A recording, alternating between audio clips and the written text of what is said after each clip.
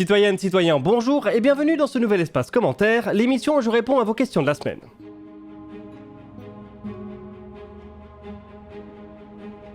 Vous avez été nombreux à réagir au dossier sur Stockspace et on va apporter un peu plus de précision. L'idée semble tellement bonne qu'on se demande pourquoi on ne l'a pas fait avant. Est-ce que c'est vraiment réalisable ? Bonjour Gaspard, vous avez été très nombreux à réagir sur l'architecture entièrement réutilisable de Stockspace, qu'on vous a présentée dans un dossier de l'espace. Elle est en effet très ingénieuse, mais si vous vous en souvenez, elle nous avait aussi laissé avec des questions plein la tête. Notamment sur la manière dont le système de refroidissement du bouclier fonctionne, avec les moteurs allumés, mais aussi en phase de rentrée, avec les moteurs éteints. Depuis la sortie de la vidéo, le youtubeur américain Everyday Astronaut a publié le compte-rendu de sa visite dans les locaux de l'entreprise. C'est l'occasion d'en découvrir plus sur l'architecture et de voir que cette dernière est encore plus maligne que ce qu'on pensait. La première bonne nouvelle, c'est qu'on a vu juste. L'innovation principale du second étage de Stockspace réside autour de son bouclier thermique / rampe aérospike. Une même structure et un même système de refroidissement qui sert deux fonctions. Mais alors, comment ce système de refroidissement peut-il fonctionner dans toutes les phases de vol ? Lors des phases propulsives, lorsque les moteurs sont allumés, le carburant, de l'hydrogène, circule le long des parois des tuyères et de la chambre de combustion. Cela le chauffe et le détend, et il peut alors entraîner une turbine qui entraîne à son tour les pompes. Il est ensuite évacué de l'étage sans être brûlé. Lorsque les moteurs sont éteints, en phase de rentrée atmosphérique, il va circuler cette fois-ci dans les parois du bouclier thermique.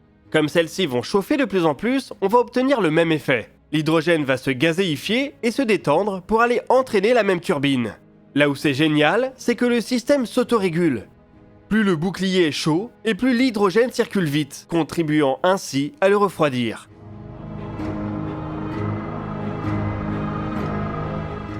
Par ailleurs, une fois qu'il a entraîné la turbine, l'hydrogène non brûlé est comme on l'a dit évacué, mais pas n'importe où, par le centre du bouclier.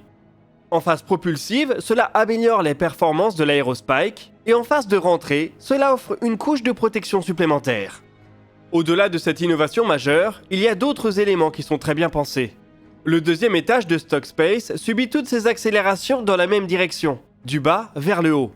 Pas de manœuvre compliquée comme le belly flop du Starship. Cela simplifie grandement la gestion de l'approvisionnement des ergols, qui fonctionnent toujours dans la même direction.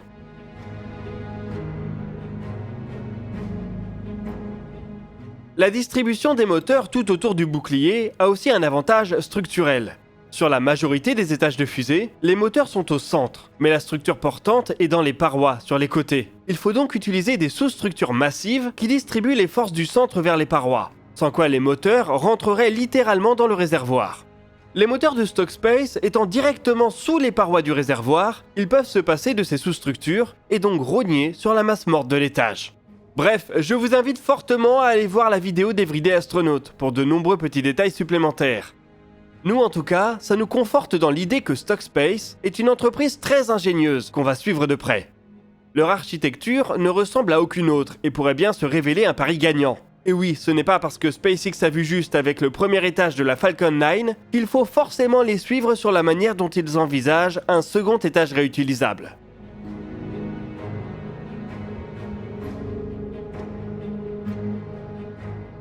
On enchaîne avec une question sur un problème un peu lunaire. Pouvez-vous nous expliquer pourquoi on n'a toujours pas réussi à se mettre d'accord sur l'heure lunaire ? Bonjour Design, quelle heure est-il sur la Lune ?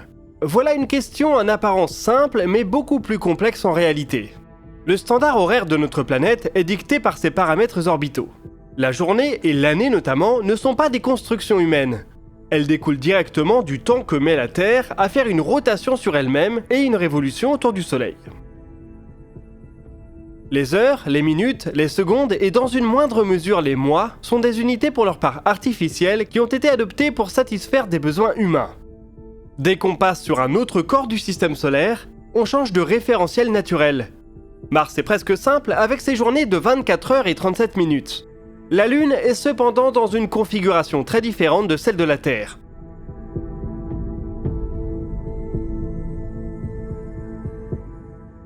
Ces journées équivalent à quasiment un de nos mois, mais elle a la même période que nous autour du Soleil.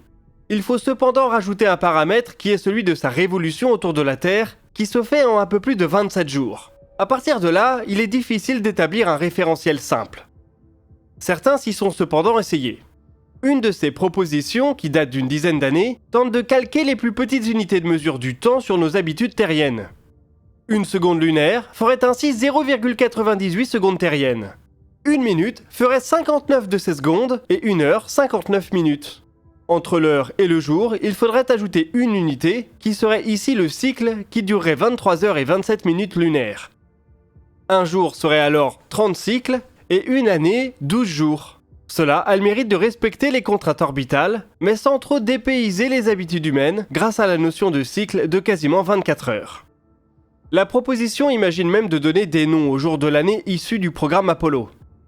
L'idée est intéressante mais ne fait pas consensus. Il n'y a toujours pas de standard du temps lunaire. Peut-être en partie car le besoin s'en fait pour le moment difficilement sentir, et peut-être aussi car chaque grande puissance veut proposer sa version.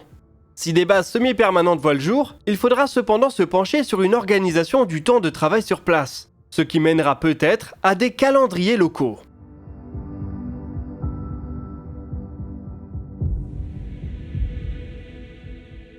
Pour la prochaine question, on revient sur Terre et on va parler robots. Avez-vous des nouvelles plus ou moins récentes des développements du robot humanoïde Valkyrie de la NASA? On en avait entendu parler en 2013 et puis plus grand chose. Bonjour Rumtech. La NASA s'intéresse en effet depuis bien des années aux possibilités d'un robot de forme humanoïde. La démarche possède un énorme avantage. Dans une station spatiale, tout est pensé pour des humains. Les ouvertures, les zones de déplacement, les poignées, les outils, etc. Un robot de forme humanoïde aurait donc un avantage certain pour évoluer dans ce milieu et mener une multitude de tâches.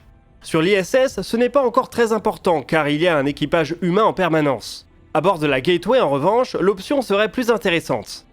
La station sera occupée que de manière intermittente et il resterait intéressant de pouvoir mener des expériences ou des travaux d'entretien lorsqu'elle est vide.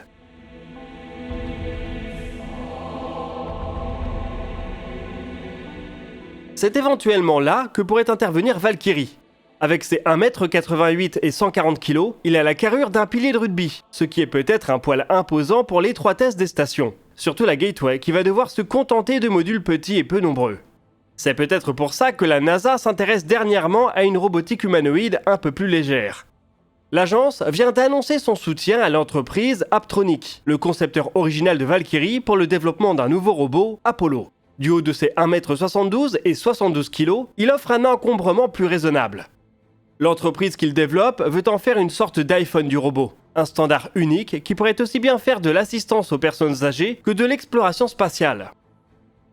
Équipé d'appendices qui ressemblent en tout point à des mains humaines, il peut utiliser tous nos outils sans adaptation. L'idée est qu'il puisse remplir toutes les tâches qu'on attribue habituellement à un humain. Évidemment, la route est longue. Apollo sera présenté au grand public le mois prochain, et on verra s'il parvient à se faire une place dans les programmes spatiaux.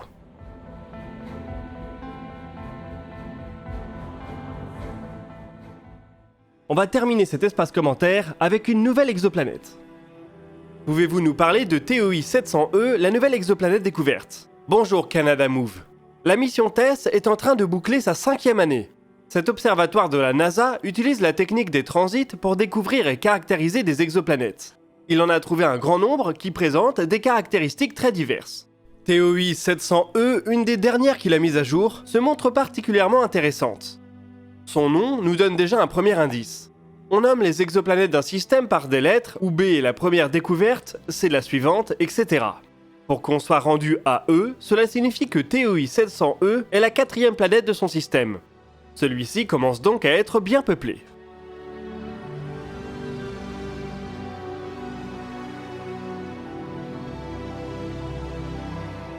L'étoile qui abrite cette foule est une naine rouge, située à une centaine d'années-lumière du Soleil.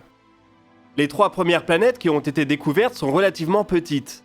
2 d'entre elles ont à peu près le diamètre de la Terre, dont une qui est dans la zone habitable. La nouvelle découverte, TOI 700E, amène une nouvelle planète de taille terrestre dans la zone habitable dite optimiste.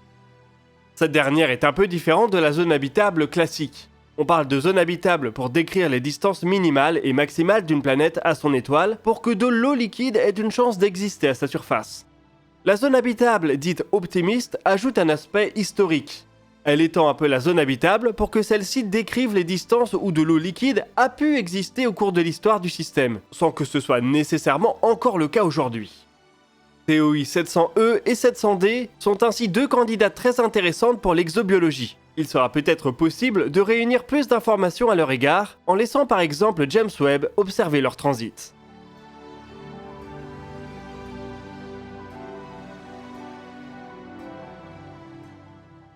Voilà, j'espère que cet épisode vous a plu et qu'on a répondu à quelques-unes de vos interrogations. Nous, on se retrouve dès lundi pour une petite surprise, et d'ici là, citoyennes, citoyens, portez-vous bien.